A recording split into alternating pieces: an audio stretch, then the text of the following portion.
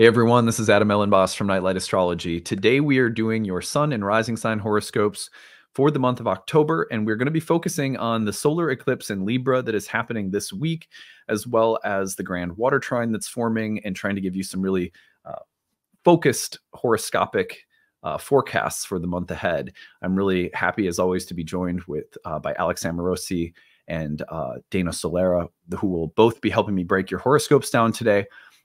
So we'll bring them on in a second and dive in. But before we get into it, as always, don't forget to like and subscribe. Thank you to everybody who's helped us push over 70,000 subscribers on the channel recently. That was an incredible accomplishment. And we were only like a couple of days over or past the fall equinox goal. So, I mean, I'll take it. That was amazing. Thank you, everybody, for helping us double our subscriber count for a couple of months there. I mean, you know, as far as I can tell, there's no reason to start pushing. We'll just start pushing toward 80,000 next. But anyway, you can find transcripts of any of these daily talks on the website, which is nightlightastrology.com. And I want to take you over to the website for two brief promotions before we get into our horoscopes for the day. So let me put this up on the screen really briefly.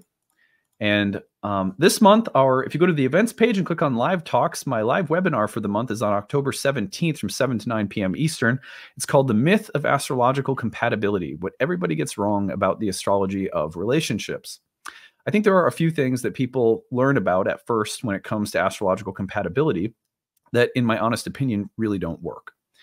But I think there are some things that really do work, and I'm going to tell you what I think those approaches to astrological compatibility are that you can actually rely on versus those that you probably can't. Of course, you know, I titled this to be provocative, so I'm not trying to, like hate on anyone or anything, but there are some things out there that I notice, like a lot of students in my programs, they come into the programs thinking this is how astrological compatibility works. And there's a lot of techniques out there that really don't work. So I'm going to tell you what I think about all of that during this webinar. If you can't attend live, you get the recording. Head up to the courses page. The first year course, Ancient Astrology for the Modern Mystic, begins November 16th. The pre-registration sale is open now, and you can save on your tuition. At the bottom there, you'll find the early bird rates. This lasts until October 15th.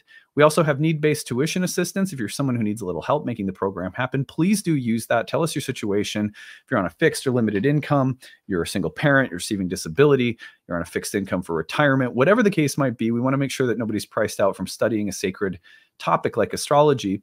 So please do use that if it could help you.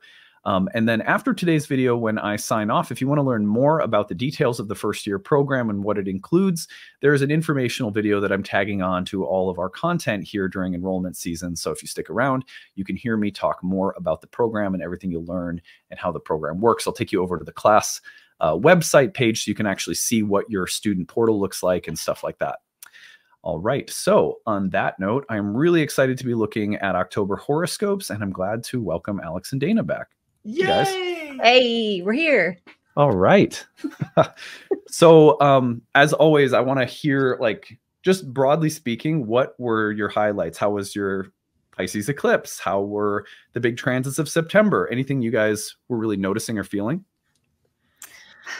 Well, where to begin? I told you guys that the eclipse was 2 degrees from my sun. And I have a Pisces stellium, so all of these planets moving through Virgo have been opposing my sun, my ascendant ruler Venus, my Mercury. And I had this really profound realization right around the eclipse of this 12th house problem I have of needing to know and needing to have certainty, and how that is actually the problem. Like, the problem is not needing to know. It's that you think you need to know, if that makes any sense at all. Yeah. So yeah, 12th house moments for me. How about you, Alex? I'm having a big 8th house party right now. So I'm getting kind of a master class on like old karmic debts and how to resolve them and dissolving them. And this is where the eclipse landed, right at the tail end of my 8th house. But including that, I have the South Node sitting right on my moon right now. So I'm not even sure if I'm on planet Earth. I could be. It's even money. I feel like this Neptune eclipse window plus the South Node on my moon, I'm like, I don't know. I'm just kind of like here, man. Floating. Whatever that is.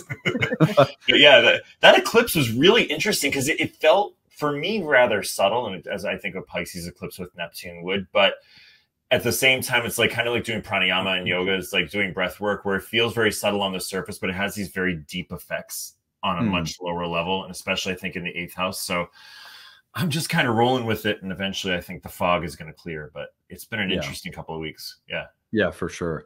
Yeah. It was two things that really stood out for me. The lunar eclipse was in my 11th house. And with that Neptune configuration, I finally made the decision to get organized and start an in-person monthly meetup here in Minneapolis for people in the nightlight community and also my wife's herbal community, because there's quite a few people in our neck of the woods now that want to connect. So I was like, oh, here's an 11th house eclipse. And I booked the space for a solstice event in December. And so I was like, oh, look, there's the community 11th house stuff showing up.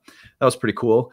But then obviously once Mars entered Cancer, and I was just mentioning this to you guys off camera, but like that was, I should have known that for a person with Mercury and the Sun in Cancer like that, Mars in Cancer would bring up a lot. And it's brought up a lot within my family and extended family.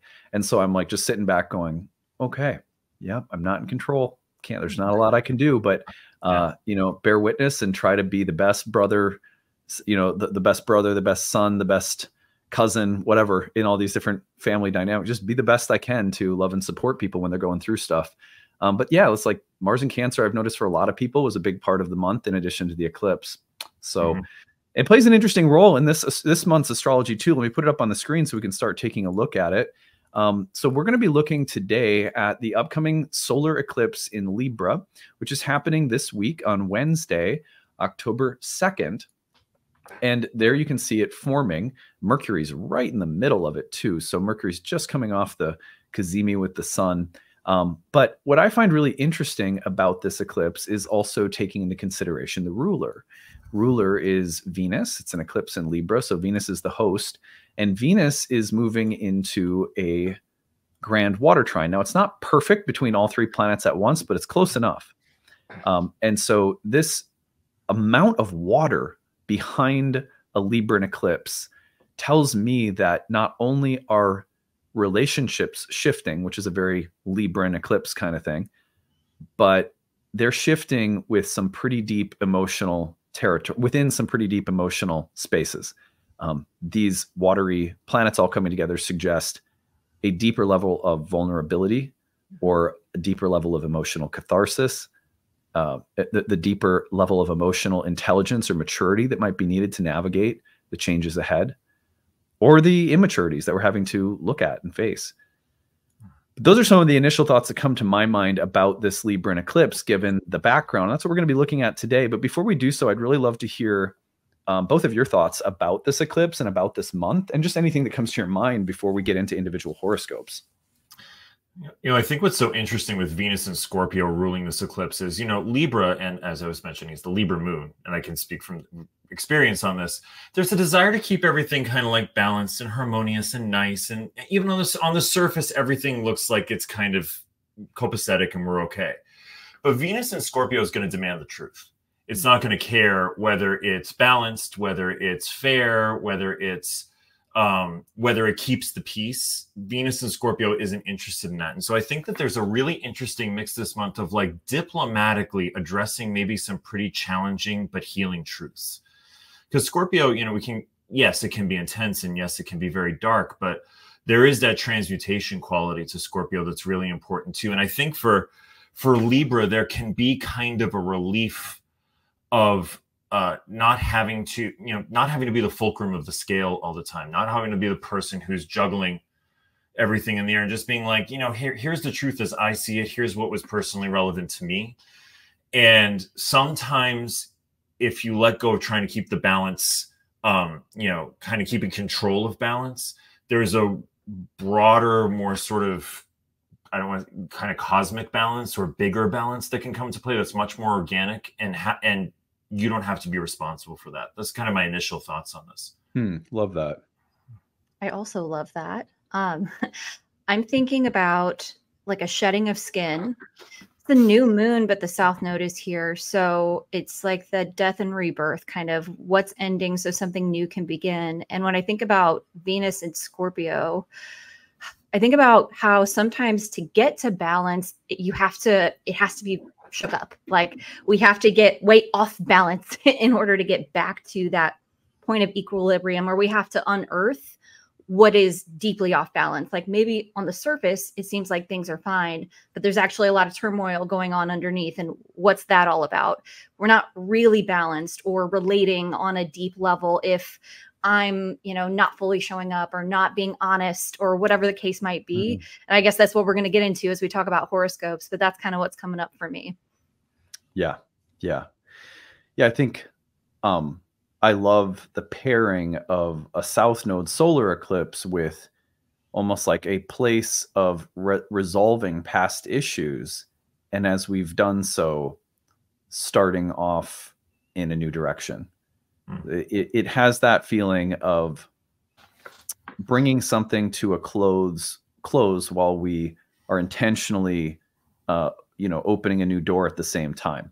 I think, for example, about a simple story from my own life, I have this happening in my 6th house as a Taurus rising.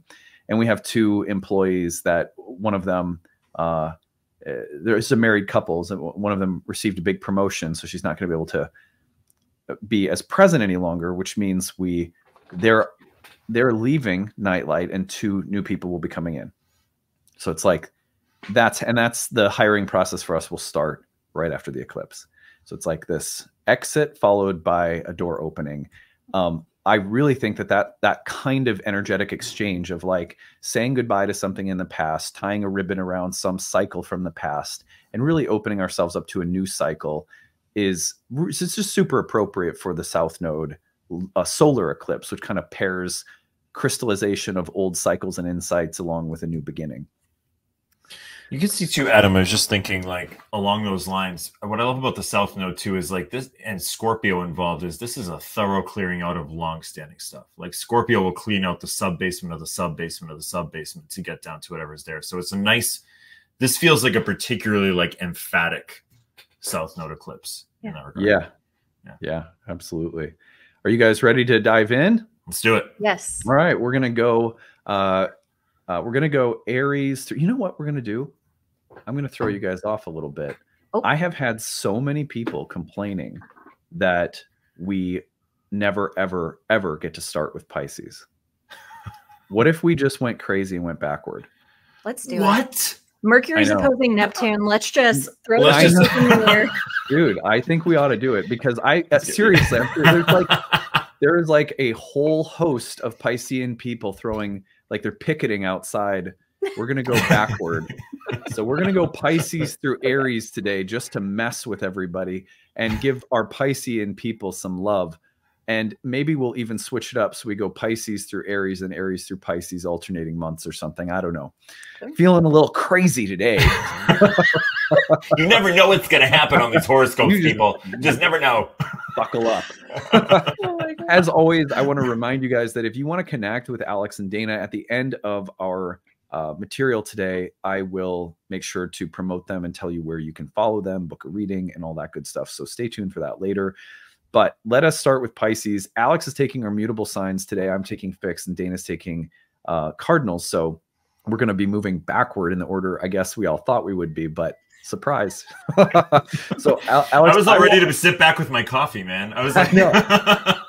I'm going to highlight, and I'm just going to draw for every single one. I'm going to draw a circle around the eclipse point, which lands for Pisceans here in the 8th house. And Alex, take us away. So this is interesting. I think, I want to tie in Saturn in your 1st house to this too, but I think that if we look at a South Node Libra eclipse in your 8th house, this is something about releasing a long-standing pattern of older, more deeply tied energetic bonds, or in really caring what other people think is another way I would say this. Like, it's not just the 8th house, which how you see other people see you, but also Libra, which tends to have a sense of like, I want to keep the harmony by being beautiful and harmonious on the surface. And I think with Venus and Scorpio in your 9th house and Saturn in Pisces in your 1st house, there may be a call here to, in a really, I guess the word emphatic is the one that's coming to mind because the South Node's on my moon and I'm only having one word come to mind. But there's a sense of really saying like, I can no longer hold the balance or can no longer give the esteem of other people priority over my own beliefs and my own sense of self. And I think that, you know, especially you guys have had Neptune transiting your house since 2012, which kind of doubles the Pisces, so to speak. There's a sense of merging and there's a sense of diffusion of boundaries. I think that this might be a call to stand up for what you really know to be true and what you really know to be right for yourself. And then a concretizing of Saturn in your first house here of your own sense of identity. Who am I? And where really are the boundaries between me and you? But it comes from this sort of release of the need to hold a sense of harmonious balance and diplomacy, where it might just be like, you know, this is me, man, and you got to deal with it. That kind of feeling. Yeah. Love that. Yeah. What you're saying about the ninth house is what's standing out to me. I think Pisceans, and whether you're a Pisces rising, Pisces sun, Pisces moon, yeah, there's no, you know, technical connection between Pisces and Libra, I guess, but they're similar to me in the sense that they're very like caring and like, well, what about you? How are you doing? And that Venus in the ninth house in Scorpio is like, no, I really need to say my piece now. Like, this is what's important to me. This is what I believe. And I think about this uncomfortable, like Adam, what you said at the beginning about vulnerability, it keeps coming up for me as I think about my different cardinal signs that I'm to talk about today. It's scary maybe to say like, well, no, I don't agree with that. Or no, I can't really be this way in this dynamic anymore. But that's what the moment is calling for. And there you get Saturn in the first saying, I got to stand on my own. I need to be who I know myself to be and move in this direction where it might be uncomfortable, but this is what I have to do. Yeah. I look at this and I think about, I've been developing my masterclass series for 2025, and I'm breaking down the houses that are all connected by trines, whole sign trines, which Indian astrologers group together in philosophical categories. So the 1st, 5th, and 9th, where these watery planets are for Pisces, are all called Dharma houses.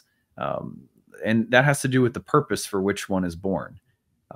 And so I look at this and I go, there could be a radical reorientation of your sense of soul purpose and what you are born for, especially as you disentangle your own sense of what you are born for from the purpose or role that you fill in other people's lives. You know, it's like, well, actually, I do a really good job of filling other people's needs in the 8th house, or of, you know, part of my function and purpose exists in this relationship and the needs of other people and what other people value.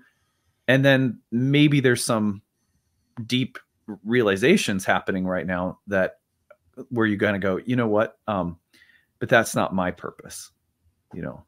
Yeah. So that's kind of what comes to my mind. Otherwise, I also just think of like a clearing of karmic debts and a deepening understanding of how karma works, which for lots of us comes when we disentangle ourselves from certain key relationships. It's like when you get through a breakup, you kind of go, oh my God, I have some insight about how karma works. I'm going to be really careful with the next kinds of contracts I get myself into. So I could see that kind of reflective awareness being born through a moment like this for Pisceans right now.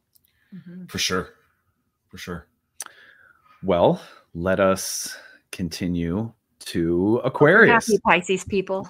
This is blowing my mind. We're so wild and crazy. So we have I'll take this one. I'm on the fixed sign. So Aquarius has also got mad at me last month because we were running short on time and I didn't comment on Aquarius, and I had like seriously angry Aquarians. So I was like, I'm going to take the fixed signs this month so I can give Aquarius some love. No, but so we have for Aquarians, a solar eclipse in the 9th house to me reflects the important turning point in a cycle of your life with respect to your knowledge and understanding of things. It's like the culminating experiences that lead to deeper and clearer understanding.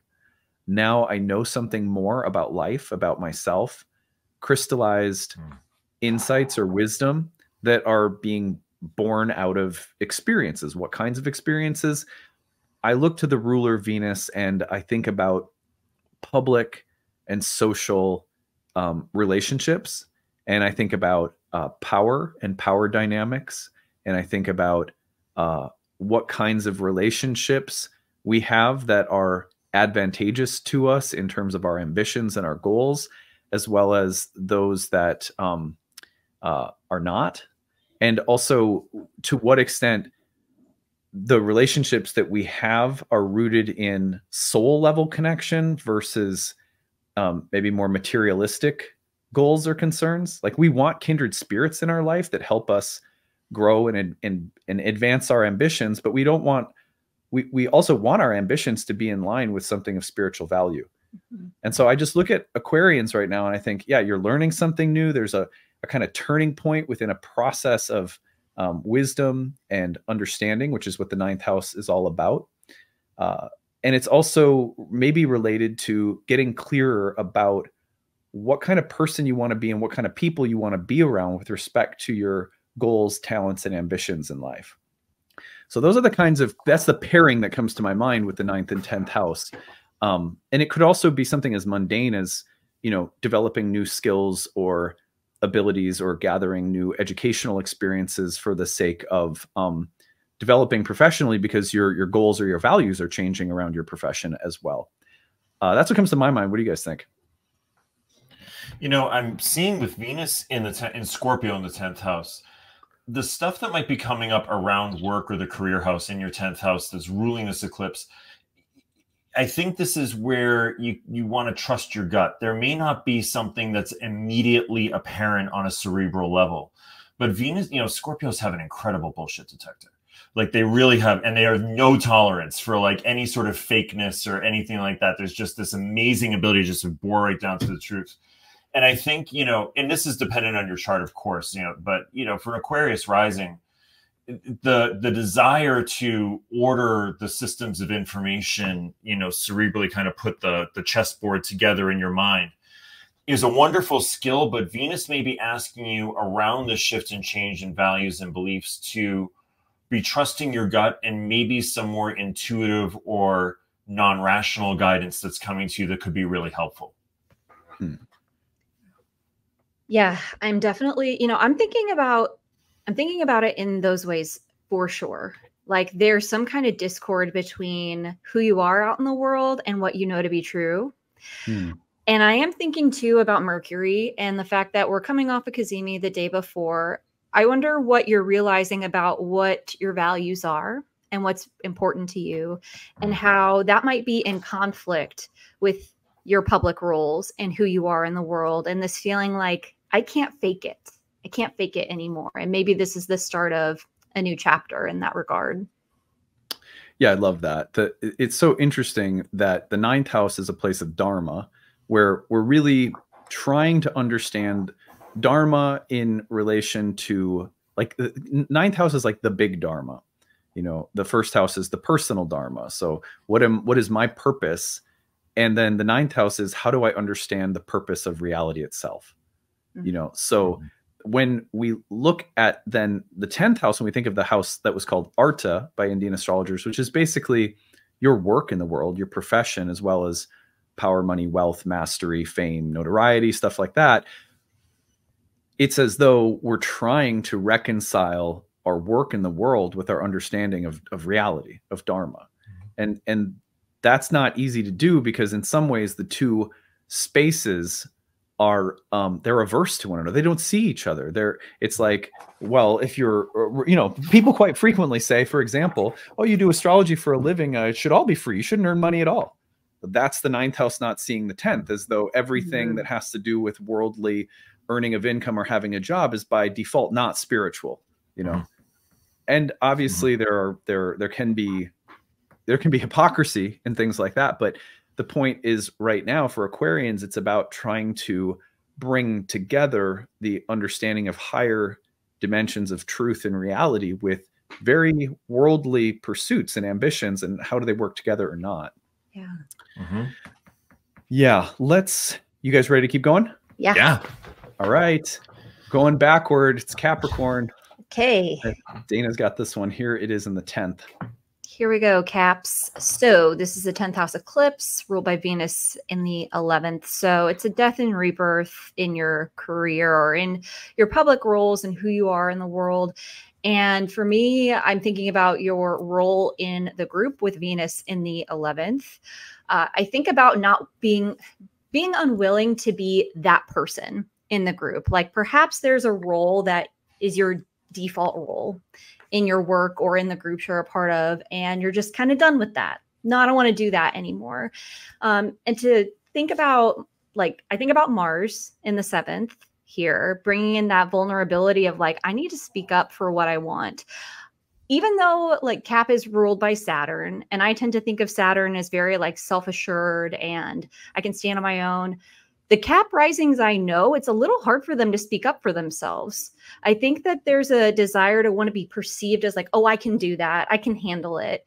And maybe this is a time where you're like, no, I don't want to do that thing anymore. Like, please sign me up for something else, but you're going to need to speak up to do that. So that's what I'm thinking about for my Cap risings, a shifting of responsibilities and the importance of needing to speak up for yourself. There is one more thing. I feel like it matters that Pluto is back in your first house right now, just because it's not going to be there very soon, ever again, while you're alive. So I wonder how that plays into it for you, what you're ready to compost in your self-concept and how that shows up in your relationships. Yeah. Yeah, it's funny you say that, Dana, because I've been thinking a lot about a relationship between, particularly for Caps, the relationship between Pluto and Venus the next few weeks. And I think, you know, with that Venus, I love everything you're saying. I think of that Venus in the 11th house too, is like, this is maybe looking at like the bonds in your network. So who's an ally and who's not, like who's really got your back. Because if a Scorpio has your back, they have your back. That is like, that is serious loyalty. And also looking at like, you know, are there people within your networks that are not exactly what they appear to be or undermining you in some way? That there could be, like with the Scorpio in the dark too. But I actually think that this is something about, you, like you were saying, releasing this idea of like, I have to do this role or have this role be a certain way. Who's going to really support me in that? Who maybe isn't supporting me in that? It doesn't always have to be nefarious. Just some people sometimes don't support you in that. And I, you know, obviously with Pluto there's something going on with this last little tying up of a deep transformational process-oriented shift in your identity too.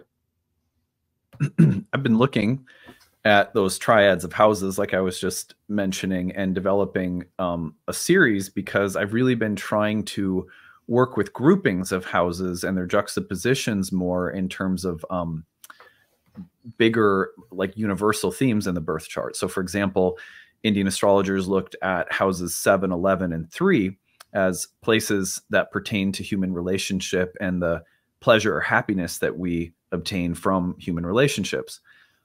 And I've been playing with a lot of those themes in blending them with Hellenistic themes and stuff like that and trying to make sense of them. And one thing that I've noticed is that you can really look at the pursuit of pleasure in relationships through each of these 3 houses in different ways. The 11th house, where the ruler of the eclipse sits, is really about the kind of pleasure that comes from being in touch with people that we feel are advancing our feeling of success in the world. You know, so that was called the joy of Jupiter. And, you know, people that we feel are beneficial for us, that bring us joy and satisfaction, not only because there's camaraderie on some level, but because there's advancement happening. And that's basically the ancient view of the 11th in a nutshell. But when you look at that, and then you also consider the Grand Water Trine forming in the other houses, where the 7th has so much to do with intimate pleasure and relationships bringing happiness that are more intimate, like marriage, for example. In the 3rd house, it's so much about our almost like the everyday village life, which we don't really have anymore, but it's sort of like the culture. Does the culture bring you happiness and connection through like friends that feel like family, sort of like that? When I look at these 3 houses sort of pinging off from each other with the eclipse in Libra in the 10th, the thing I think to myself is, there are real questions going on right now about how happy your relationships are making you. How advantageous or beneficial are they really? Or to what extent do your relationships feel contrived? Or what pressures are they straining under right now? And what are the deeper emotional spaces you're looking at in terms of all the different levels of relationship in your life and whether or not they're actually bringing you happiness? That seems such an interesting thing to be considering, as there's also a solar eclipse opening up in the 10th house, which is the place of your work. It's as if you're being asked to consider something new around the workplace that's being informed by a lot of really deep emotional and introspective processes happening around all the levels of relationships in your life and whether or not they're satisfying emotionally. Mm-hmm. So I don't know exactly how that all comes together, but it's like you can't just put the career piece for Caps apart from all of the emotional relational processing that's happening. Mm-hmm. For sure. For sure. Okay. Anyone want to add anything else or should we keep going? I'm good. Yeah.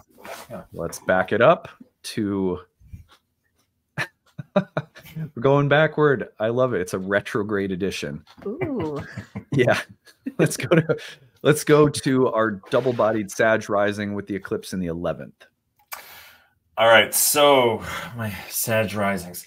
This is interesting because it's kind of the way I'm going to frame this is it's a kind of public eclipse with a very private processing in the background. And so there's a sort of, the solar eclipse in your 11th house, which has a feeling of bringing to an end cycles of, as Adam was saying, the different types of relationships that might bring you advancement, allies, friends, networks. That's how I always think of networks in the 11th house. That's kind of where my brain goes to it. But you also have an interesting space for Venus in your 12th, Mars in your 8th, and Saturn in your 4th, which are very private houses in my mind. These are spaces that are not necessarily either in your conscious awareness or visible to the outside world. And so what's interesting is I think there might be something that feels like on the surface or above the surface of the water, a fairly major new beginning that coincides with a release of very old patterns within your social groups or within those who help your career or advance your career, that also is happening with under the surface of the water, some very deep, maybe some very deep and maybe difficult to kind of get a handle on emotionally processing that's going on under the surface. So in other words, I think the better way to say that is water signs often are all about emotion and intuition, but often have a difficult time differentiating what the emotion is. They have to take time to be with them and sit with them and work with it. And, if they're having a fight, they have to go away for a day to from the fight to sort of figure out what they're feeling and then come back to it. Because it's like sort of separating out all the ocean drops of what's happening. So I feel like this may be a time where there's some, on the surface, very big changes happening in those network areas of life. But in the more private spheres of your inner emotional realm, there's a need for some real discernment and contemplation about very deep emotional shifts going on underneath the surface. Yeah. So good, Alex. Thank you.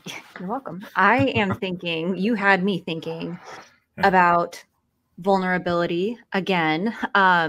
If there's something new happening in the networks and the friend groups, and that's putting Sag rising sort of in a new position within those groups, the processing beneath the surface seems to have to do with like the vulnerability around allowing yourself to be in relationship. I'm looking at Mars in the 8th house and thinking about Sag risings in general as just being people who maybe want to do things their way and be independent, and that it might be hard to merge with another person in a meaningful way with that and like truly let go in that, if that makes sense.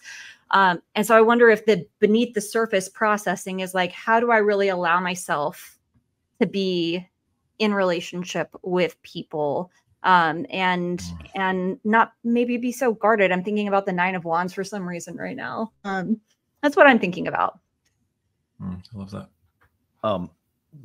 I think about the eclipse in the 11th, specifically with Venus in the 12th.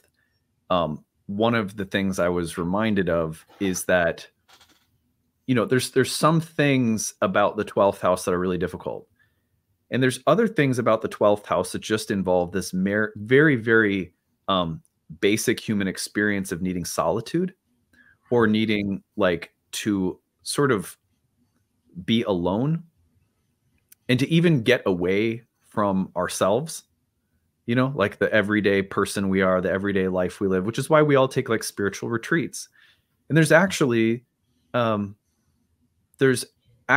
historical relevance to that. It's not just a modern 12th house Pisces conflation, right? That says, well, the 12th house is a place of taking time apart for spiritual retreat.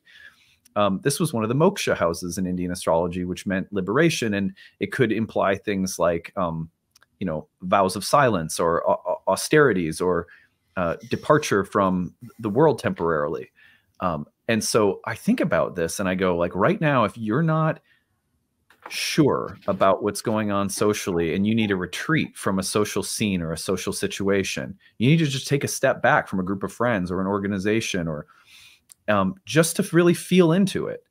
That wouldn't be a bad idea. And also, if there are things that you can start to sense that are going on behind the surface, right?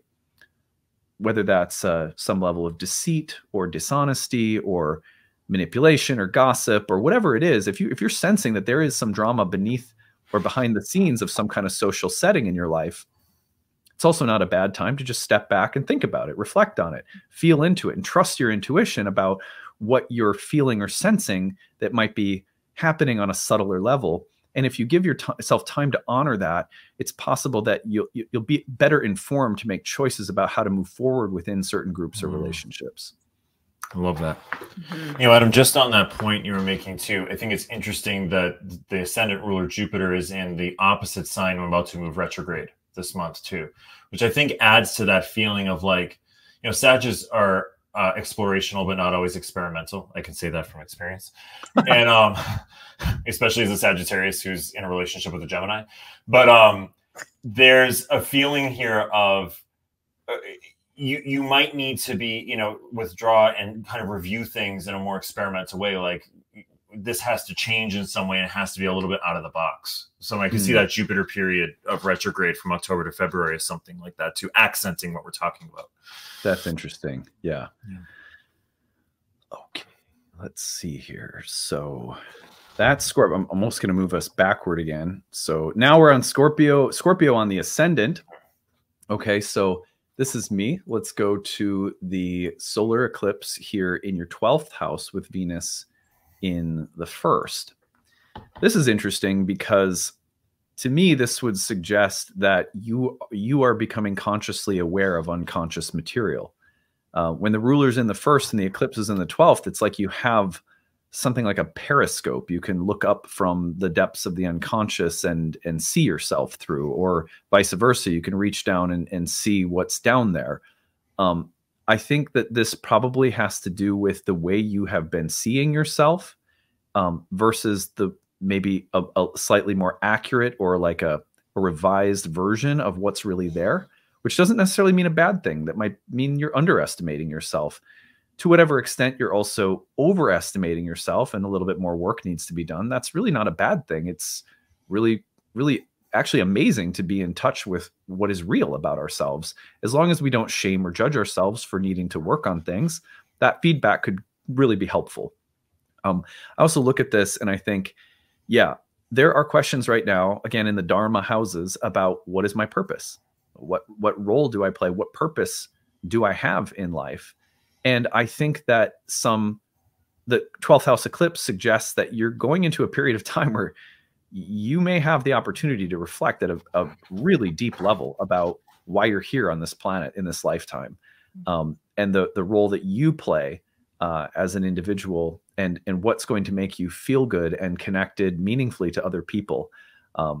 Those all feel like very promising things, but probably a deeper level of spiritual reflection. And I would also encourage for Scorpio's time out for self-care to allow that reflection space to happen in a way that's not, I don't know, it just doesn't need to come up through chaos and drama and stress. You know, it doesn't really have to go that way, I don't think.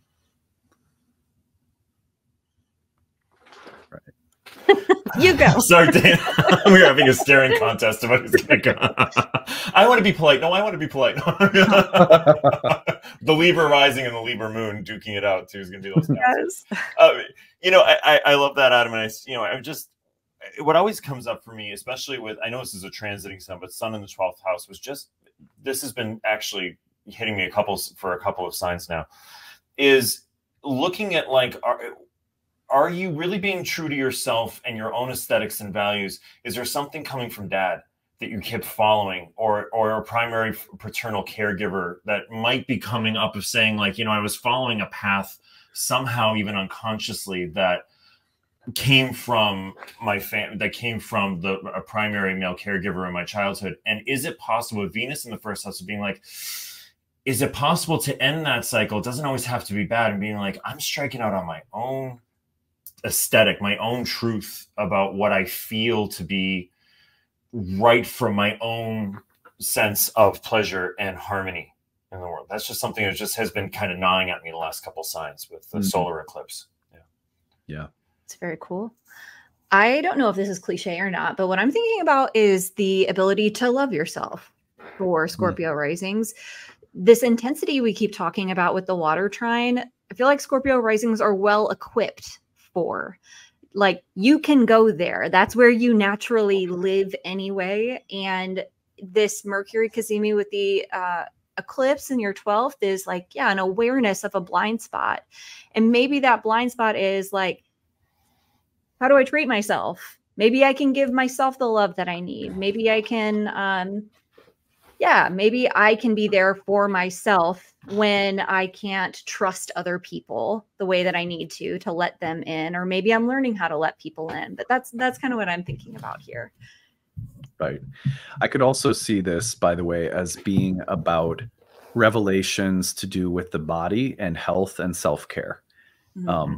You know, like if there's something in the 12th house happening and then the ruler's in the first, it could be that you're coming to understand, oh gosh, there's choices I make or patterns that I live in that are contributing to my wellness or my feeling of stress or what have you, that maybe some beneficial awareness of those things, like, oh, you know what, more of this, it makes me feel good. Or, oh, you know what, less of that, it's not making me feel so good. That could be like an interesting benefit of this eclipse with the ruler in your first. For sure. All right, let us back this train up in, here's Libra on the ascendant now. Oof. Okay, Libra risings, my people, here we go. It's all about us. It's a first house Libra eclipse. I like how, yeah. Just started like that. Okay, so a transformation, a death and rebirth, a new beginning with our sense of self, our identity, particularly because Venus is in the second house regarding what you have to offer. And I think your sense of personal value. It could also be more literal, like it could have to do with how you value your resources, whether that be what you have or your money. Do either of you know the band Bright Eyes, Connor Oberst? Oh, yeah. Okay. Like my love, like my favorite band probably of all time. But I think I'm Wide Awake It's Morning is the song. My mind races with all my longings, but I can't keep up with what I've got. That's what came to mind for me when I thought about this. Like, well, what do I have to give to the world? And maybe how am I selling myself short? I think with Mercury in the first, about a new self-concept, like a new understanding of who you are and what you can give to the world. And we've got Mars in the 10th and Saturn in the 6th. So it does feel like it's about your work too, and about who you want to be in the world, about maybe wanting to be known for your work and what you do. That's Mars in the 10th. Like, hey, I have something to offer. Like, I have a goal. I have a thing I want to do, a place that I want to get to. And Saturn in the 6th is saying, like, there's been a lot of hard work behind that. There's been consistency and discipline, or the call for consistency and discipline.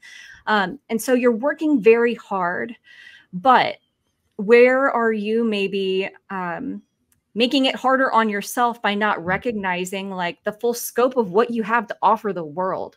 So I think this is a reckoning in like your you being fully aware of your gifts and what you have to give. That's what I'm thinking. Yeah. Love that. Love that.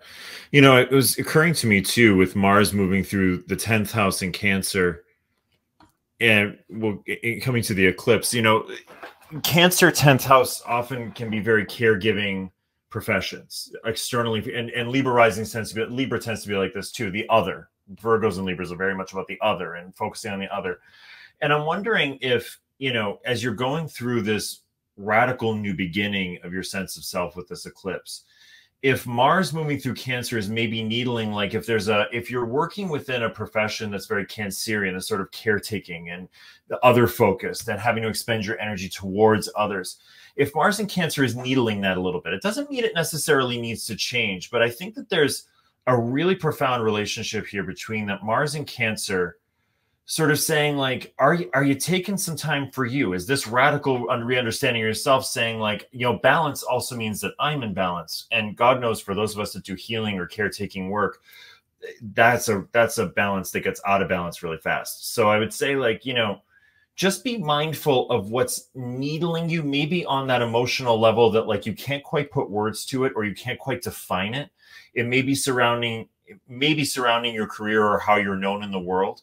And just investigating that a little bit, going down into it and seeing like, is this feeling trying to tell me something? Because there may be something that's trying to get your attention with that Mars in Cancer in the 10th around this eclipse. I'm looking at this and thinking about the connection between the changing direction of Jupiter in the 9th, which Alex mentioned just a little bit ago, and the eclipse in the 1st. And the way, again, in which I've been studying very closely the connections between the trine houses. So if you think about it, as we individuate, which I see a solar eclipse in the 1st house as an indication of a great moment or opportunity for further individuation. Like I'm growing as a person, but for the purpose of Dharma, right? It's like I'm not just growing as a person, I'm growing as a person in terms of getting more closely approximating what I was born to do, who I was born to be. And individuation is about more closely approximating that as we sort of refine our focus and our direction in life and our sense of what we're here to do or what role we're here to play. And so this is a great opportunity for Libras to refine that. But what I like is that you see Jupiter turning retrograde in the 9th house simultaneously, and that house is also connected to the process of developing our understanding of purpose. But it has to do with the alignment between understanding the purpose for which all of creation was made, right? And the purpose for which I was made. And it's as though a turn in your individual understanding is coinciding with a period of reflection upon or further refining of your larger philosophical understanding of the universe. For example, if we put it very simply, the universe was made for love and for the purpose of all created beings to, you know, evolve in their consciousness. I don't know if that's true, but let's just imagine it is. Let's imagine that reality was created for the purpose of love and evolution, spiritually speaking, for all beings everywhere. And that reality is always facilitating that for all of us. If we're also individually trying to evolve in meaning and purpose and our spiritual evolution, then it makes sense that as we would grow in our understanding of personal purpose, that we would also deepen in our understanding of that higher sense of what reality is for. And I love the potential here for Librans to sort of match up personal dharma with an evolving or some kind of reflection upon their you know, like larger life philosophy. So, for example, I think of someone saying, I want to more, in my role and my purpose in life, I want to be more closely wed to my understanding of reality itself. It's like an opportunity for personal evolution that's being informed by spiritual growth in understanding on a larger level. So I look at it that way and I think, well, that's really exciting for Libras. It is a really powerful turning moment. Taking us to church, Adam Elenbaas. Wow. Let's do it. Let's go. Wow. Yeah, right. I mean, it's amazing that eclipse literally triggers the turning of Jupiter retrograde in the 9th for Librans. I think that's just like, wow, that's pretty big deal. Really, that's really cool. If you even extend it a little bit with Saturn in the 6th for Librans and the Jupiter retrograde coming back into square with Saturn, there's also some sense that your purpose and your adjusted understanding of reality will require some level of further work and sacrifice, or that certain sacrifices will have to be made in order for your purpose to align with your emerging philosophical understanding. You could even go that far, but ooh, no more. I'm done with no more Saturn, please. The Dana, you just got an extended reading. Oh my gosh. Okay, let's move to Virgos because Libra just got a lot of attention there. Let's make sure we don't end up here for 2 hours with Libra. Sorry. The Libras need to go get their tissues and come back. Hey, look, anytime if you're the sign that has the eclipse in your first house, you're going to get a little extra love this month. Yeah. It's got to be. All right, so Virgos, we have the eclipse happening in the second. All right, I may be oversimplifying this, but for Virgos, it's okay for you to have your own things. It doesn't make you selfish. It's okay. And I've dubbed myself the Virgo Whisperer because I have so much Virgo in my chart that you know how energetically you bring people to you tend to have similar signatures in their charts. So I have a lot of people with strong Virgo in the chart. And one thing we talk about a lot is that you're not selfish for having things for yourself. That there's such a generous impulse in Virgo. You know, that wheat sheath, it just feels like that wheat sheath is the ever-giving wheat sheath. You are just giving and giving and giving from the harvest. And I'm wondering, you know, I think that this eclipse could be a big blessing in the second house just because it's a South Node eclipse. So a long-standing pattern of maybe trying to keep harmony or trying to, you know, feel like, well, if I have this and this person needs to have this, or there's a sort of like needing to make everything equal in terms of the resource of being like, it's okay for me to have for me. It doesn't mean it's depriving anybody else. When I put wheat back in the sheath, and I'm referring to the constellation, people don't know the constellation of Virgo, which is the wheat sheath in the arm of the goddess. When I put something back in the cup, I have something to give. I just keep getting that really strongly for Virgos. And, you know, Venus in Scorpio in the third house ruling this eclipse may ask you to dig into the roots or of the sort of cultural roots or the beliefs that are so ingrained that you don't realize their beliefs around money and resource right now. Because there are sometimes where we don't realize we've believed something or thought something. Maybe we got it from our family, from our ancestry. Maybe it's just something we picked up along the way unconsciously. That belief becomes so impacted and solidified in our consciousness that we don't realize that we're acting out of something that just feels familiar that can be changed. So there may be those sorts of ideas coming up, but you know, that's my big push for Virgos this month is it's okay for you to have for yourself, because when you have for yourself, you have more to give. And that impulse to give is a beautiful one. You just have to have that balanced out. Nice. Similar. I mean, I think that is beautiful, Alex. I think I'm also thinking about time maybe as a resource. Thinking about the third house is like your day-to-day, your comings and goings, and maybe a sense that like your day is devoted to other people in some way. Like there's, as you said, you're doing for everyone else. What are you doing for you?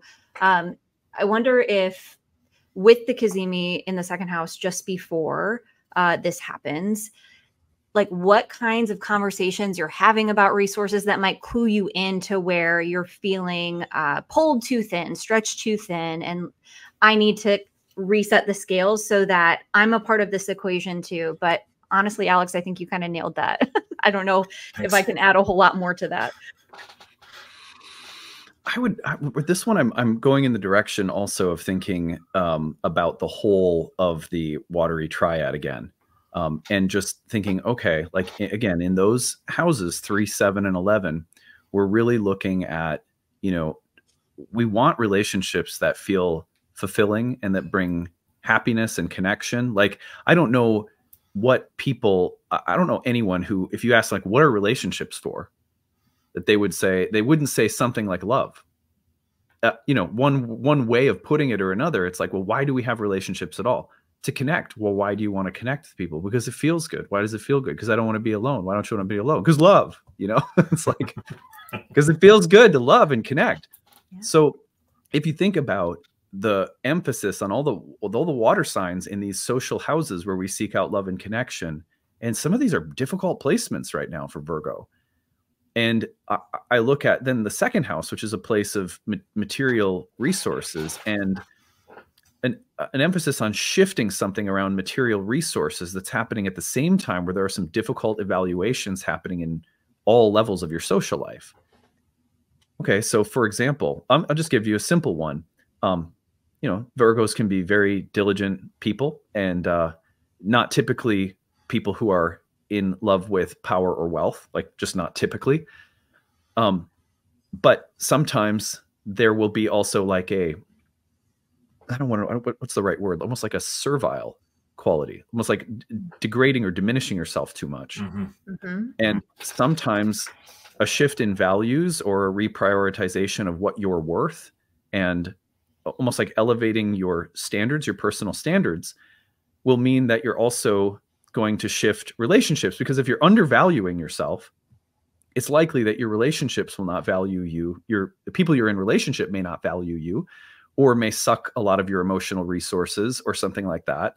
And so I just wonder if there's some kind of evaluation of self-worth that's going on, that could have like financial implications, but just also just that self-worth element of it that is, you know, on one level, it's like, it's material. It's about time, energy, money, and resources. But on another level, it's about a value shift that can also bring needed changes into the social dimension of your life.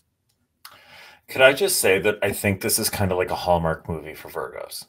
And the reason I say that, I might have to explain this to Adam. I don't know. I don't know if Dana, I'm with you. I'm making the assumption that Adam has seen a lot of Hallmark movies. Seen a few Hallmark movies. Okay. Then I was just checking. I was, you know, at the beginning of those movies, it usually starts with a young woman who's just kind of vaguely dissatisfied, right? There's an emotional thing that she's always dating kind of like a semi-douche. You know, he's not terrible, but like, he's like, whatever, you know, like, he's like, whatever, you know, like not the type of guy that you're just going to go for a long term with. And there's that feeling of like, there's a reevaluation of what I want. Right. And what I'm looking for, and what's actually in my best interests. And then of course she moves to the country, and there's some super hot guy in a cabin in a town with Christmas all year around it. They live happily ever after. But that general theme, I actually was thinking that earlier when I was looking at this, and I'm just glad, Adam, you got my brain back there, because I felt it was very important to share that. Yeah, that's funny.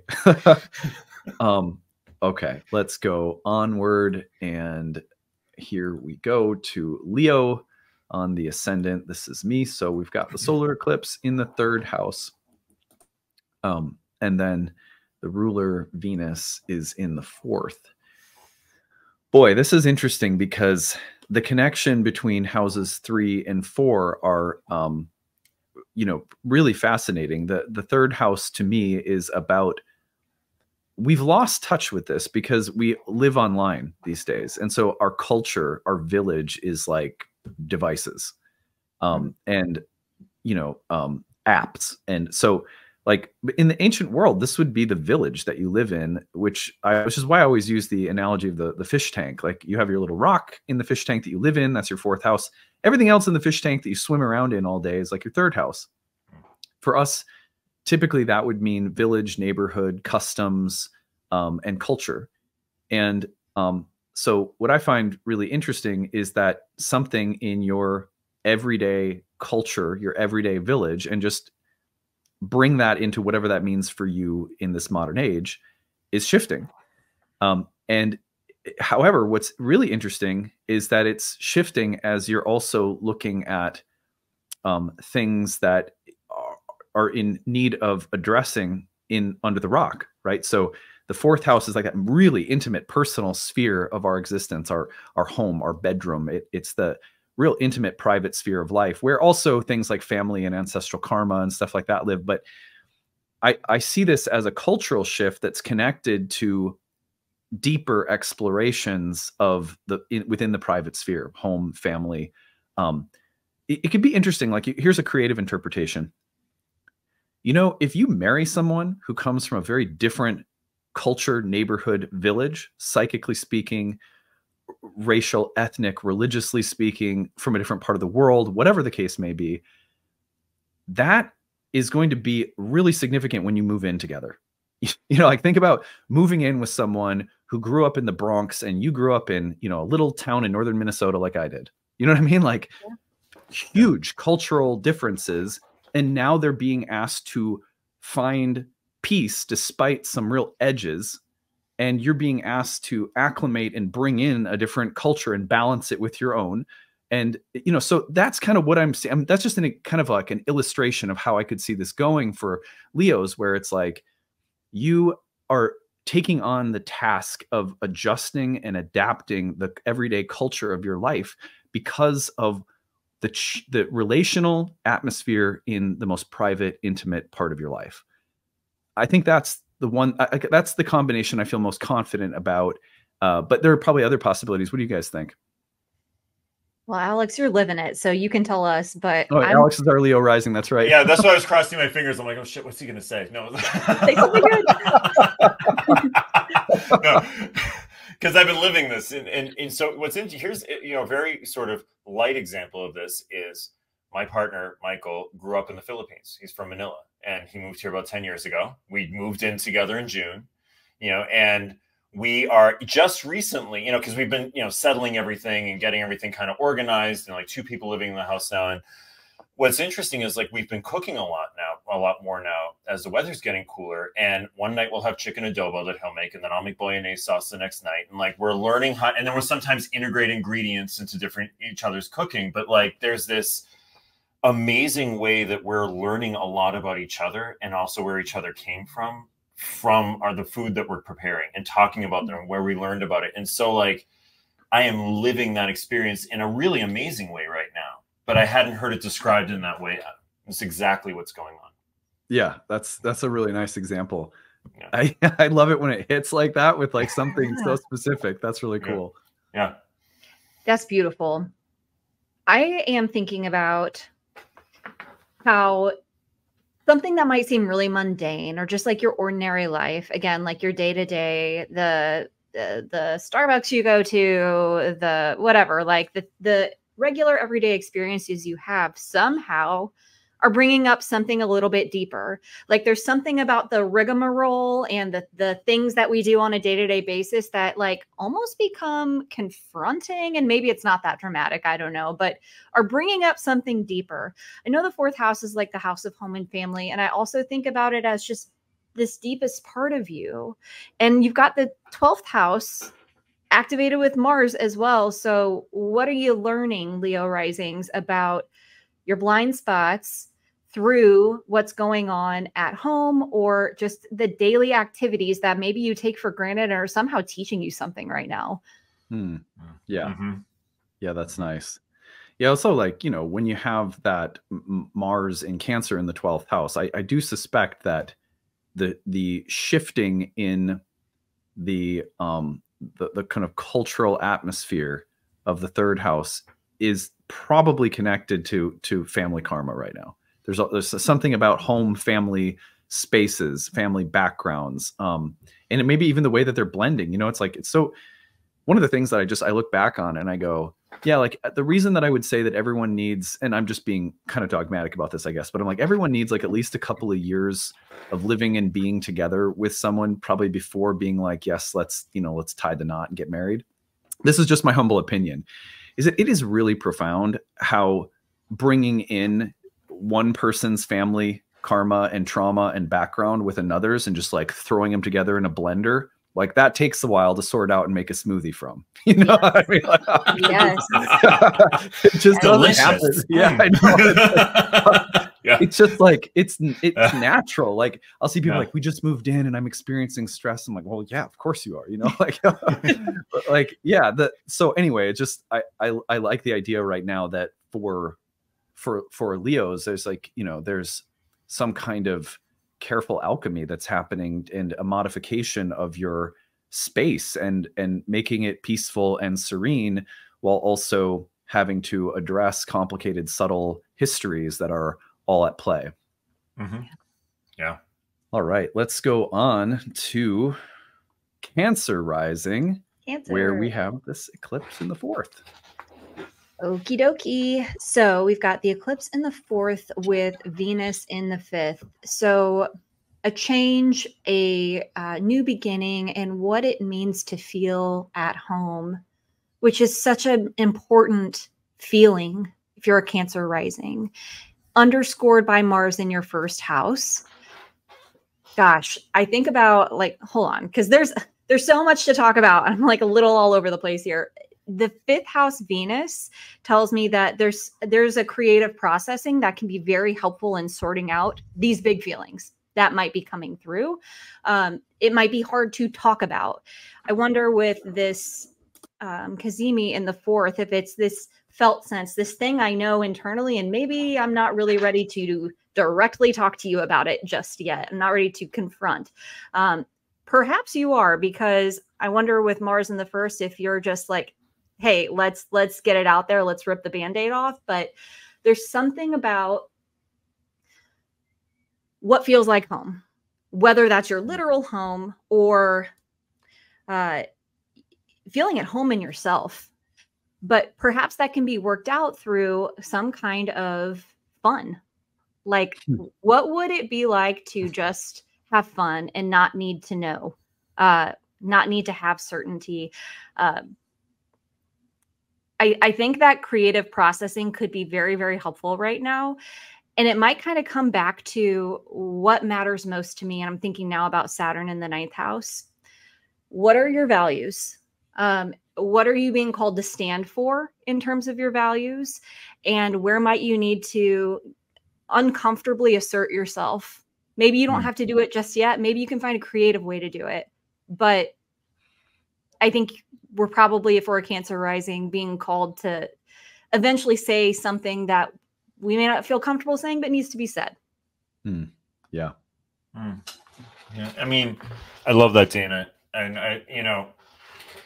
there's so much of what home means to us here that comes from our families and comes, of any of the signs now that I would say, like, looking at karma related to your mom or dad or primary masculine, feminine caregivers in childhood, it would be this with the eclipse happening in the 4th house. And I'm wondering too, with Mars moving through the 1st, is maybe looking at places within yourself where, for whatever reason, you felt unsafe, or you felt like there wasn't something wasn't quite right, or something was, like Mars in Cancer to me is sometimes blows, and there's a big Mars in Cancer moment. But a lot of times I feel like Mars in Cancer is just like little bubbles on the top of the pot. It's like there's something that just kind of is simmering here inside of me that's looking to be addressed.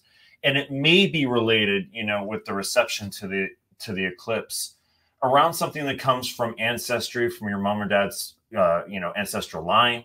So it's just something about that just calling my attention as we were going over this. Yeah.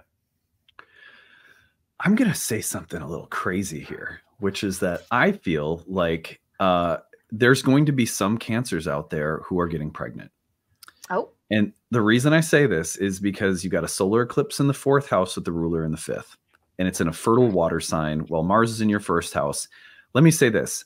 I would not be surprised if for some Cancers, you just got news during this cycle or in the next several cycles ahead that you were pregnant. And for some people, that's going to be like amazing news. It's going to be fantastic. In which case, the Mars retrograde in the 1st house that's coming on the heels of that, for, again, just a handful of Cancers out there, is really going to be about the process of adjusting and preparing yourself psychically for becoming a mom. And like that might be difficult, but some people are going to experience that as the individuation process of, if you're Cancer rising, there are some women out there who are, when it comes to Dharma, they're like, I was born to mother, and not only that, right? But that's going to be like, my wife is a Cancer rising. She would tell you that she feels, as a Cancer rising, like a significant part of her life identity is to nurture and care for plants, especially plants, but also for our kids. There's going to be some women out there, especially I think, who go through a process of being like, I'm going to get pregnant and I have to go through this identity shift while I'm in my pregnancy of preparing to be now a mom. It's like the maiden to mother archetypal identity shift could be taking place. The other thing I'll say is that for some women, I could also see this as a surprise pregnancy that you're not planning for. And then you have to make hard decisions, and also maybe, you know, adapt to something that you maybe thought you were done having kids. You know what I mean? Like, so on that note, also, use protection, kids, if you're not wanting. I mean, you might as well just be honest about it. Like this combination, like if you don't want kids, I would be careful around it, because it's a very fertile place for Cancers right now. But I could also see this as, now let me go in a slightly different direction and say that I feel like if you're looking at your identity in relation to family and in relation to something like sexuality or pleasure, that could also be a thing right now, where Venus in the 5th, Mars in the 1st, it's like, you know, unfortunately for a long time right now, and I think this is a lot better nowadays than it used to be, but I think back to like, you know, the 40s and 50s, like my grandparents' era and stuff. And, you know, if you were a mom and you showed any sense of a sexual nature, that was bad. That people would like shame you for that. My grandmother was so afraid of stepping out of that role of the maternal to show anything like an independent woman or a sexual woman. And I also think about liberating some of the maternal archetype from a Cancer rising, for example, to allow yourself to be more sensual or more playful or creative or erotic or dark or something like that too, where it's like there's sometimes Cancer is like allergic to being seen as anything other than tender or sweet. So maybe liberating old family karmas around what the maternal or Cancerian looks like in a woman, for example, could come up during something like this. Anyway, I'm just going on, but those are some thoughts that come to my mind. I love it. You know, Adam, that is exactly what I say whenever a benefic moves into a water sign in the 5th house. I'm like, have fun, but have fun, kids. have fun, kids. But if you're not ready for something, just make sure you're all prepared for that. Totally. All right, let's move on to Gemini, since we're starting to run short on time, and I don't want anyone to get under treatment here. We've got the Libra eclipse in the 5th. So for Gemini risings, you have this beautiful big new moon in your 5th house. This is definitely a new moment of creativity that comes from Venus ruling it from the 6th in Scorpio. Maybe the release of a little like what you were saying before, Adam, like what are the expectations or the social mores that were placed on me that inhibit my sense of being able to have personal pleasure or creativity?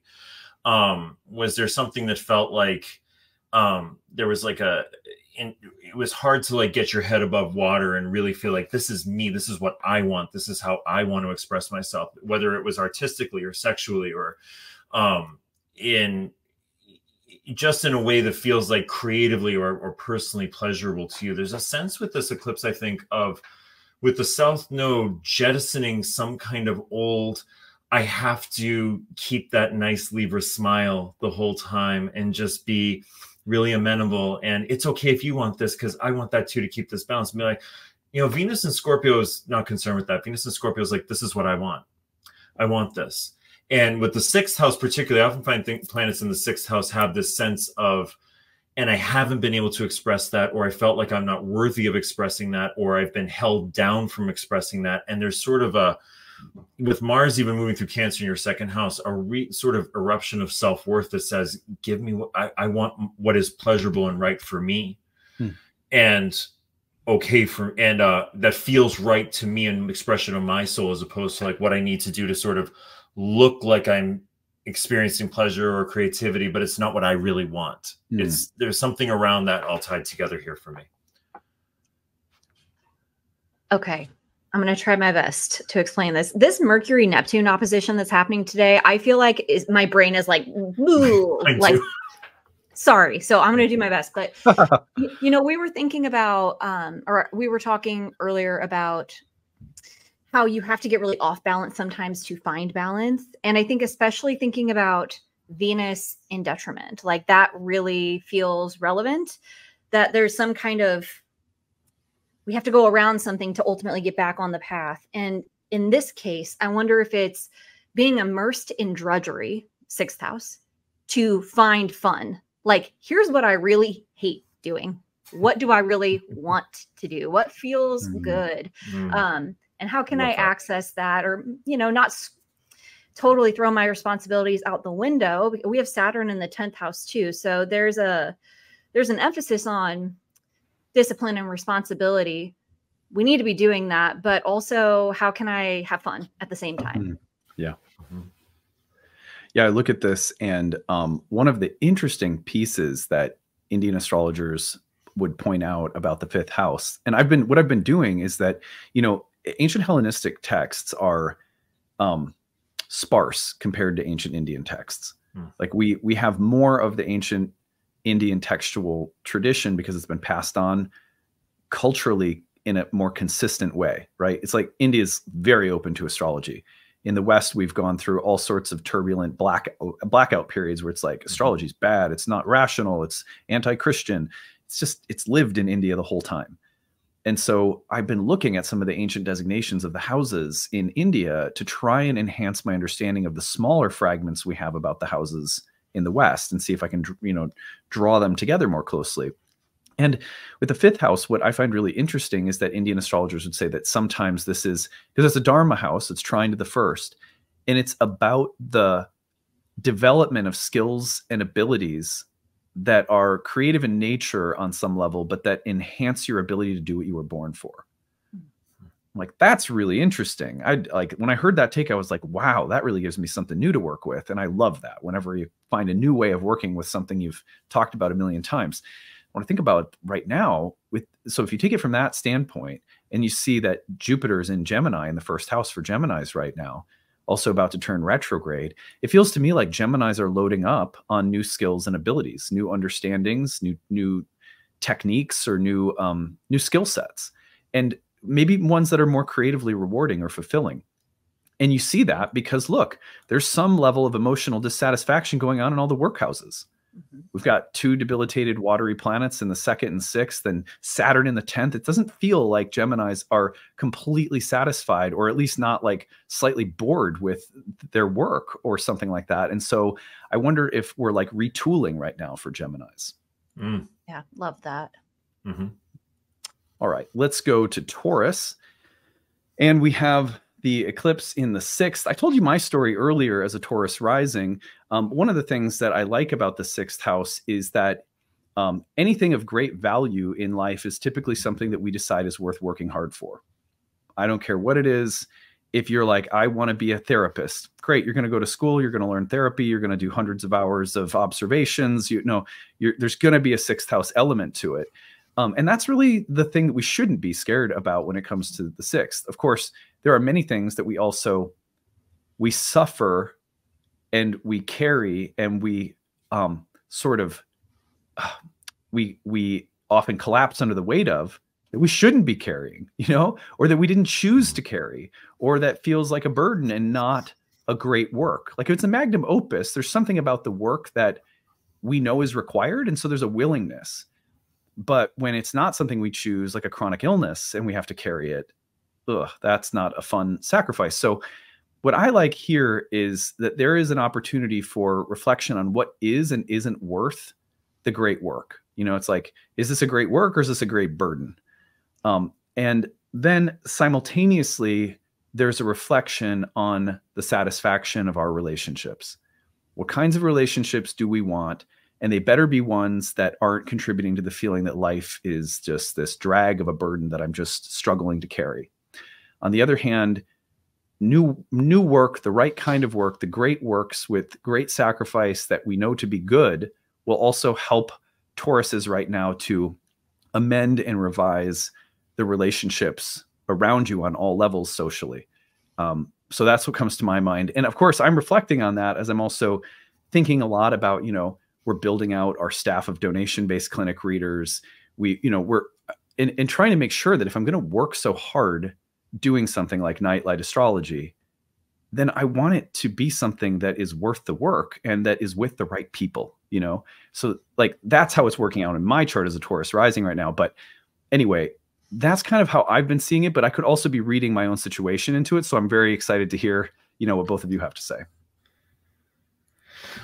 There's what the word that kept popping through my mind here, Adam, was acceptance. And, there was something about this idea of like the burdens we carry, that were like, yeah, thank you for that burden, because now I got to this thing that was really worth getting to. And then burdens we carry that are like, this fucking sucks. I didn't ask for this. I didn't want this. And there's something about, I think, a South Node eclipse, particularly solar eclipse, where there can be a new beginning. And I think this kind of goes with the eclipse window that's coming from this Neptune, this Pisces, Neptune eclipse, of this acceptance of where I am, and maybe not a place you expected to be or wanted to be, but at least having like when we settle with like, this is what's happening right now. There's often a lot of solutions or ideas that can appear that can't appear in the struggle. There's one of my favorite books is The Snow Leopard by Peter Mathiasson, and he describes this like hike way into the Himalayas, like, a 3-week hike from Kathmandu into the very, very deep part of the Himalayas. And he meets the Lama of the Buddhist monastery out there who had severe arthritis in his legs and was never going to leave this isolated place. And he asks him, like, how can you possibly be happy here? Like, with your situation. He goes, well, I have no choice. So like there was this real acceptance of like, of course I'm happy here, and I'm not saying if you're going through something really tough, you've got to be happy about it. I'm not saying that at all. What I'm saying is that there was this base level, like, this is what is. And it might be tough, but how can I, in some way, when I put down the struggle, maybe things will appear that I didn't see before in the struggle. Yeah. I'm thinking similarly to that, Alex. Having a 6th house stellium, I've thought a lot about it, and it's been coming up a lot for me through Virgo season as these planets have been, opposing all of my natal stuff.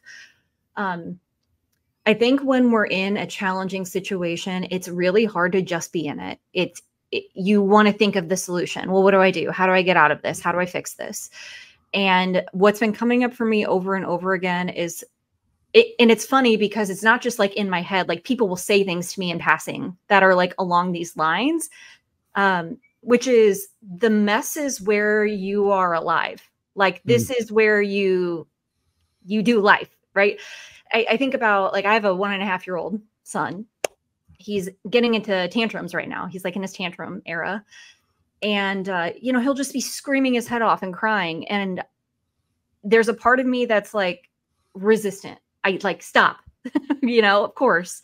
And then like lately, there's another part of me that's like, I have a baby. Like, I'll never have a baby again. Like there's something really beautiful about being able to be in it. Like, what can you learn from just being in it? And that's, it's challenging to say, because like, if you've been given a burden that, like, as you said, is some kind of chronic illness, like that, I don't know, that can kind of change things, but there is always something to gain, even when it feels really, really hard. Yeah. Well said. That was really moving for me as a Taurus rising, hearing all of this. I read Snow Leopard, by the way, when I was in graduate school, and loved it. That is a great book, by the way. Just shout out, because if people want to read a really fantastic book, that's a good one. I've read it about 6 times. It's one of my very favorites. Yeah, I should read it again too. That was such a good one. And the other thing that comes to my mind is like this idea that, we're in and this is for all signs, really. This is a message that could probably be applicable for every single horoscope this month, which is that there are renewable stressors in our lives. This is something my wife says. She learned it from a friend of hers. And the renewable stressor is like the dishes. They will never end. They will never end. The laundry will never end. You know what I mean? Like, there's certain renewable, and so it's really important that we not live our lives like, I'll do the stuff that I want to, or I'll do the stuff that's meaningful, or I'll do the self-care after the renewable stressors are over, because they don't ever end. And so we have to just learn how to like sort of accept that the dishes are always going to be there. And in a sense, like, there's a lot of life that's like that. And if, like you said, if you're just able to be like, this is a screaming baby, and I'm going to be in this for a while, so I might as well just still allow myself to take care of myself and feel okay. It's like a jujitsu move in our heads we have to do somehow. Yes.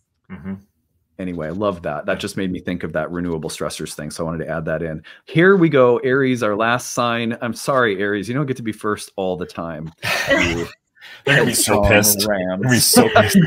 Oh my God. They're going to be in the comments. Okay. Aries, we're in your 7th house with Venus in the 8th. And then we've got Saturn in the 12th and Mars in the 4th. I just kept thinking about relationships. Obviously, we're in your 7th house, but this negotiation of who holds what, what's mine, what's yours, and that potentially being a little uncomfortable or confronting. I think the eclipse could bring some kind of transition in with your closest relationships, and it might have to do with responsibilities, having the load be even, whether that's, you know, the tasks of the house, or I think about not from personal experience, except definitely from personal experience, like who apologizes when there's a fight? Who's the one to come back and be like, you know what, let's talk about this. It's probably not you a lot of the time. So maybe that's part of this, right? But there's sorry. That might have been. No, it's fair on the fire signs. It's fair for the fire signs. Yeah. As a Sag, I'll just put that up there. Yeah. So that's what I'm thinking about. The connection with Mars in the 4th and Saturn in the 12th, it just feels like it might be very activating. Like this negotiation might be bringing up a lot for you. Thinking about Pisces in the 12th house too, just generally speaking, the blind spot being like letting go, perhaps one way to think about the 12th house, and maybe allowing or receiving rather than pursuing all the time. I think this is a good time to be reflecting on what Saturn in the 12th house has been teaching you and how that might be a part of this somehow. And so that's what I'm thinking about. Yeah. I love that with all the eclipse stuff, Dana. You know, what it's adding to that, just noticing Mars in Cancer, your ascendant ruler, moving, you know, in an aspect to this eclipse. Aries are predicated mostly on action. I want to do. It's immediate. Your ascendant ruler being in Cancer is more of a sit back and be with and feel and take some time with something, which is not always easy for an Aries rising. Of course, this depends on where Mars is in your chart, but there's a sense of like needing to slow everything down and slow your roll a little bit and taking a look at the inner emotional soup that may be driving some of your actions, especially with the North Node, you know, just finishing up in your 1st house now. And I think that might come up into the eclipse in a sense of, you know, if there is that idea of like, you know, who's going to come back first in the fight, or or what's causing the conflict, or what's causing the need for recreation of balance, which would be the sense of Libra. Is like, it might involve not needing to solve whatever it is, whether it's interpersonal or whatever, immediately, but taking a beat and just going into that space and like, what am I actually feeling? What's driving this? And maybe if it comes from, you know, 4th house, it can often come from family and ancestry, stuff like that. Yeah, I'm looking at this and thinking, gosh, you've got your ascendant ruler going to go through a long retrograde in Cancer, the eclipse in the 7th. I think this is about relational healing and ancestral work that is going to be pronounced between now and like April. Just over the next 6 months, I think this eclipse points to a period where relationship karma is being balanced out and sorted out, and family dynamics and family karma is coming up at the same time, which could also mean that the connection between close or intimate partners and their families is also present somehow in relationship dynamics. But it's all about relationships and home and family karma overlapping, I think, probably all the way through April while Mars stays in Cancer. Yeah. Fantastic. We made our way through all 12 signs. I want to point you to Alex and Dana's work. You can find Alex at alexamorosi.com, where you can book a reading with him, get on his newsletter list, all good things. Instagram, it's Alex Amorosi Healing, where you can follow him, often doing live streams and talks on astrology on the Instagram channel. And then for Dana, I want you to find Dana on Instagram at Self-Help Witch, where she also does a lot of awesome astrological content on the regular. And then if you want to book a reading, and check out all the other good things that Dana is up to. It is selfhelpwitch.com. I have, by the way, gotten a lot of feedback from people who have been following and interacting with you guys, some people who've done some readings, and nothing but absolutely glowing feedback. And that's exactly what I would expect. So yeah, thank you both for being a regular part of what makes this channel and show special every month. We really appreciate you. I know everybody listening appreciates you guys. And we will be back next month to break down the transits for November. And I guess we're probably going to be doing that a little bit in advance because Alex will be going on vacation. So we're going to be, I think we're recording that one a little in advance, aren't we? I think it's for November. Yeah, I'll be gone in November. Yeah. Well, you're going to have to tell us all of your adventurous stories of travel when you get back, because everyone will be wondering how the transits are while you travel. It's always such an interesting thing. It's like when you're in different places in the world and then the transits are reflecting your experiences in these other countries or yeah, I love that. It's a really fun piece of astrology. We just happen to time it when Mars moves out of Cancer for that brief period, my 9th house ruler. So I'm like, oh yeah, that's solid. Yeah.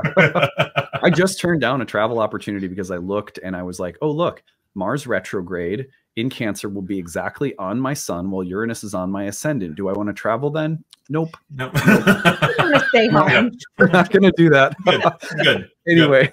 Thank you, everybody, for listening. We appreciate you. After I sign off, if you want to hear about the upcoming Year 1 program, please stick around for a little informational video. It's about 10 or 12 minutes long, I think, and you'll hear more about that program. And if you have any questions after you listen to it, email us info@nightlightastrology.com. Otherwise, have a great month and a great eclipse. We've got more great content coming up this week on the eclipse as well, so stay tuned for more, and we will see you again next month. Bye, everyone. Bye, everybody. Bye. Hey, everyone. I'm glad that you're sticking around to hear more about the Year 1 program that's coming up. The program starts on November 16th of this fall, and I am here today to tell you all that the program includes and why I think you really like it if you're thinking about studying astrology. So a few practical details about the course as well. The class begins November 16th, as I mentioned, but it takes place on Saturdays from 12 to about 2 or 3 p.m. Eastern time. So that's 11 to 2 Central, and typically classes are about 2 hours long. Sometimes they run over with Q&A and discussion, but you can always plan for about 2 hours and you won't miss any of the actual lecture content for the day. You may have to duck out a little early if Q&A or discussion is extending. Sometimes it does, which is why we say between 2 and 3 hours, but typically it's around 2. All of the classes are recorded, so if you can't attend live, you are more than welcome to watch the recordings at your own pace and on your own time. You have lifetime access to the recordings, and everything is housed on a student website. I want to actually give you a just a little preview of what that student website looks like. So I am going to open up my own version of Thinkific, which is the platform that we use. So here's some of my courses. These are all the Nightlight courses I teach. You can see on the page. But I'm going to tune into, let's go to Nightlight 28, which is the section that began in June of 2024.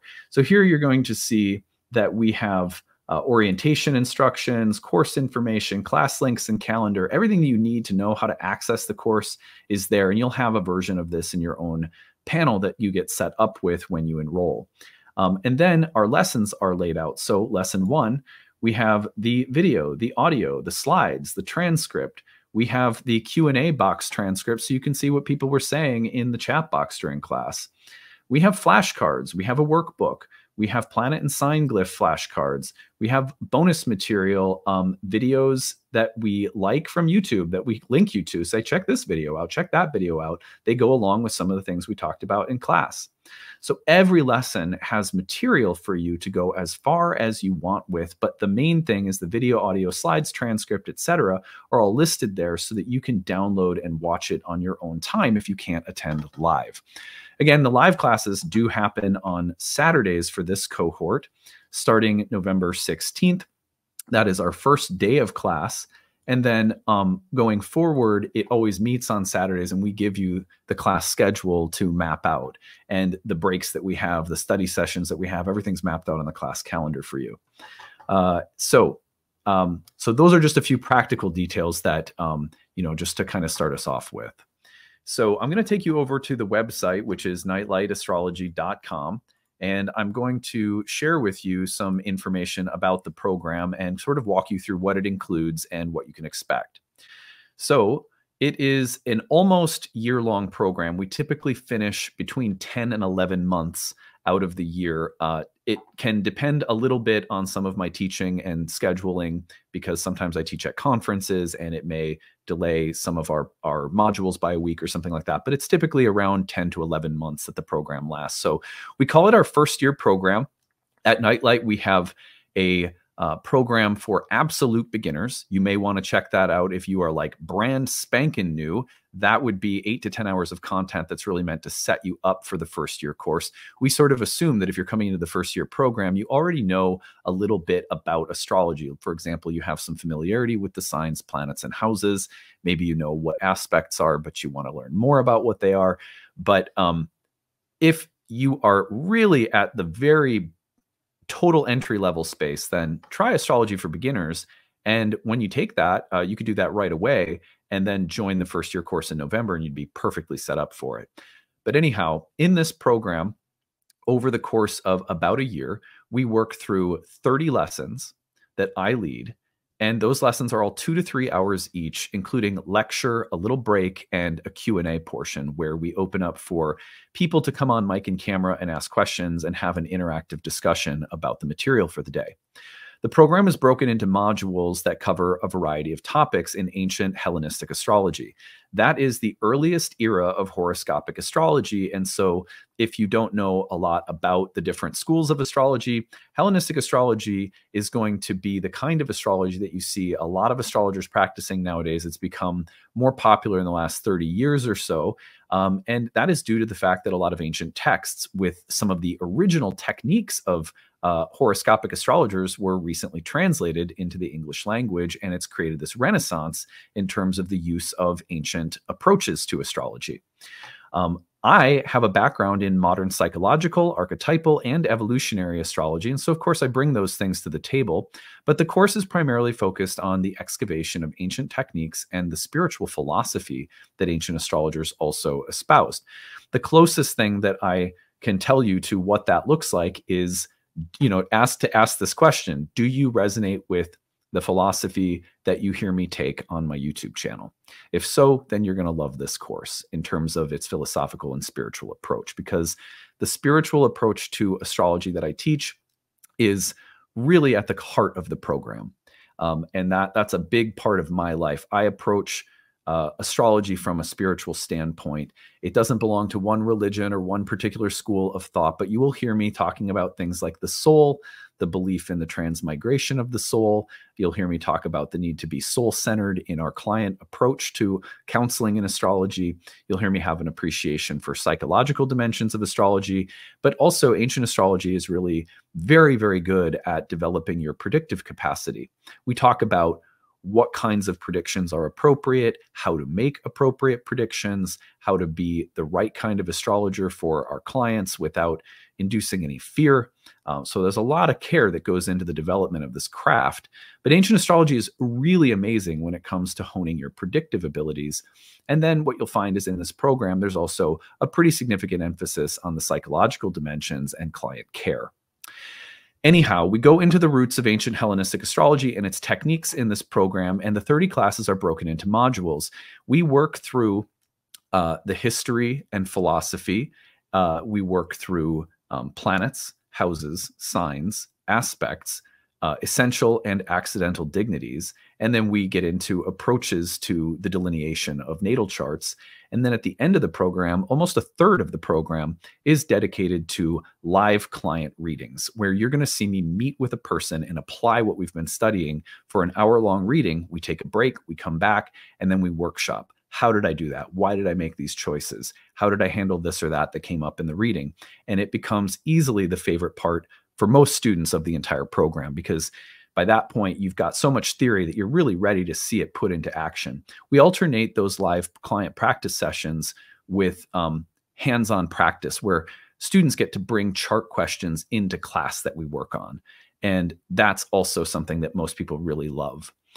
A lot of people will look at the curriculum and say, well, I already know planets, houses, and signs and aspects and dignities. But not if you haven't studied Hellenistic astrology, because the approach that ancient astrologers had to these topics is vastly different from the approach that modern astrologers take. So you will be, in a sense, relearning basic things in a brand new way. And I think a much more enriching, deep, and philosophically clear way. It's really nice to know the why behind things. This program and Hellenistic astrology in general is very good at helping you understand the why behind everything that we do.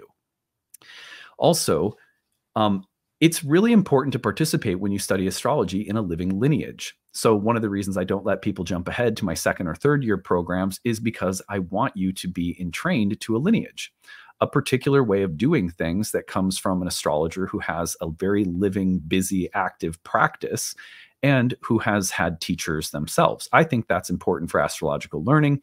That's the model that my own learning take, and so that's what I really want students to take away from my programs. Anyhow, so all of that aside, the second year program focuses, after we build our understanding of the basic delineation techniques of birth charts, in year 2, we move into timing techniques, which is all about when the karma of a birth chart is going to be active and expressing itself throughout the course of a lifetime. That's year 2. Year 3 focuses on the development of counseling skills at a much deeper level.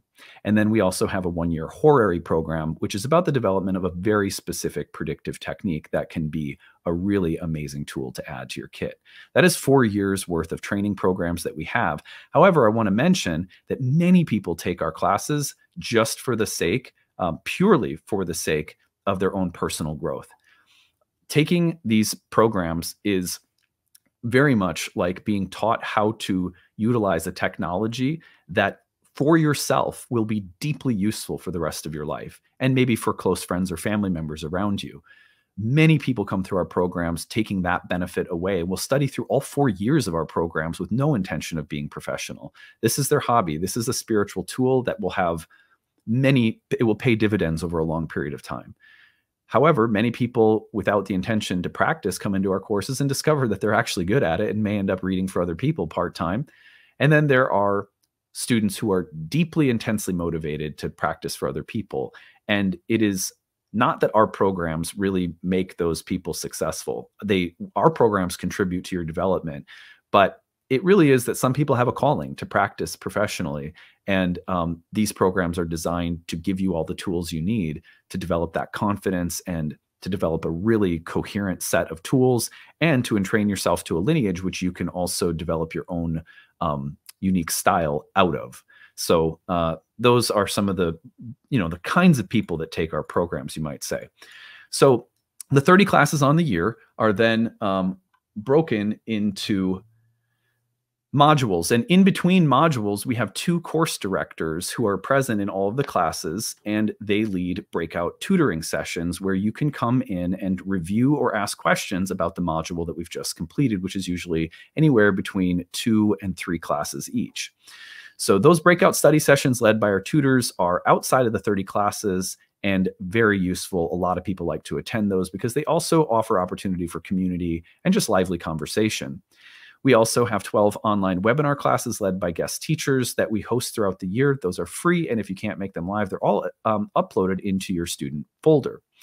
You also have an interactive group forum discussion staffed with tutors who typically respond to questions that you have about the material within 24 hours. So if you can't attend a tutoring session or you just have a random question on a Tuesday night, you can pop it in there and you'll get an answer. We also have a ton of bonus material, optional quizzes, flashcards, tons of supplemental material that is there to help people go as deeply as they want. We have a reading list that is expansive. And that reading list, we don't expect anyone to accomplish. It's more so a resource that we give you saying, here, if you want to know all the things I've read, if you want to know all the things that I love, if you want to know all the things I recommend, here's a master list of everything for each lesson.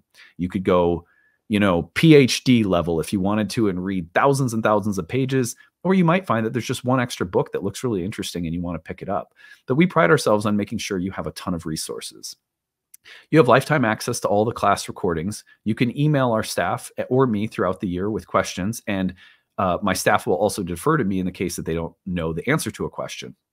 So that is what the program includes. It starts November 16th. If you would like to join, at the bottom between now and October 15th, our early bird payments are available. So that saves you some money off the cost of the course.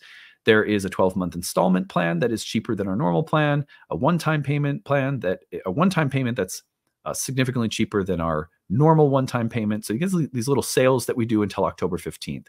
We also have need-based tuition assistance. So if you are someone who would like to take this program, but you are on a fixed or tight budget, we have an application there. Click apply now.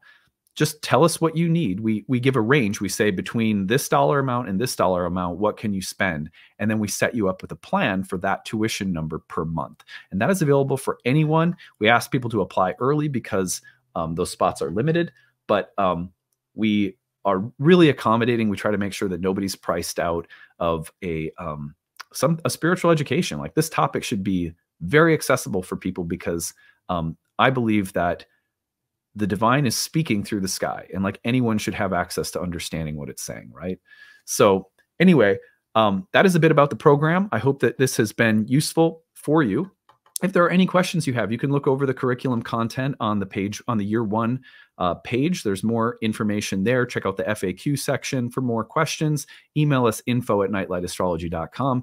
And I hope to see some of you in class soon. I think this is going to be a really powerful program because it's also starting right as Pluto's moving into Aquarius. And within the year, we're going to have a Uranus-Pluto trine with Uranus in Gemini.